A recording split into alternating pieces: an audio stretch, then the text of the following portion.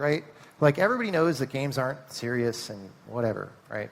But video games, at least used to be, about maximizing what the machine could do and like really impressing the people playing the game.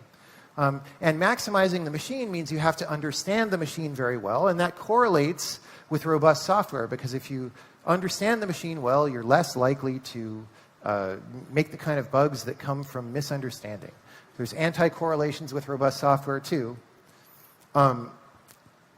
But anyway, now we're not really about that so much. Especially talking about independent developers, people are shifting to Unity and Unreal en masse, right? Not very many people write their own engines anymore.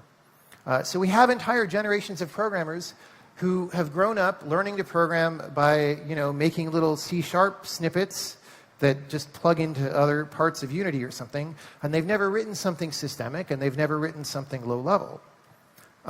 Which on the one hand is fine. Like, I'm not saying we shouldn't do that, because there's a degree to which it's smart. It reduces development time, right? It helps you ship your game sooner. But, like I said before, there's a flip side. That flip side is giving up the capability of doing the other thing, giving up the knowledge of how to do the other thing. So I don't think it's bad in isolation if a lot of people make games where they just put snippets into Unity, right?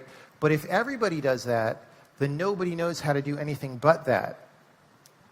And then after a while, what's going to happen? Because we're assuming that we'll just be able to use these engines forever. But Unity and Unreal were created in an environment where there were lots of people at games companies making engines all the time, right?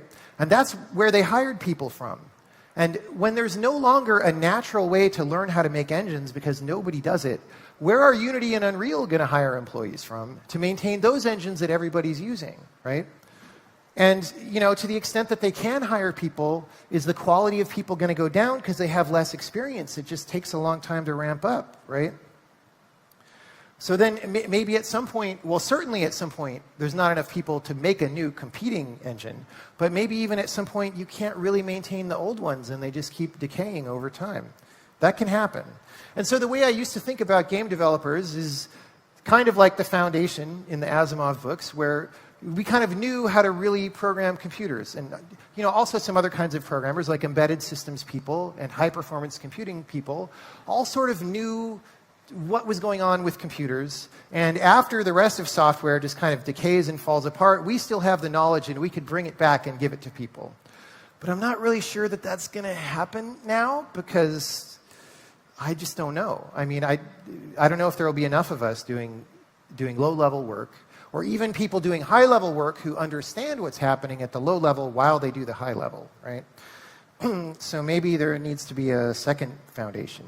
Spoiler alert for anyone who hasn't read the book.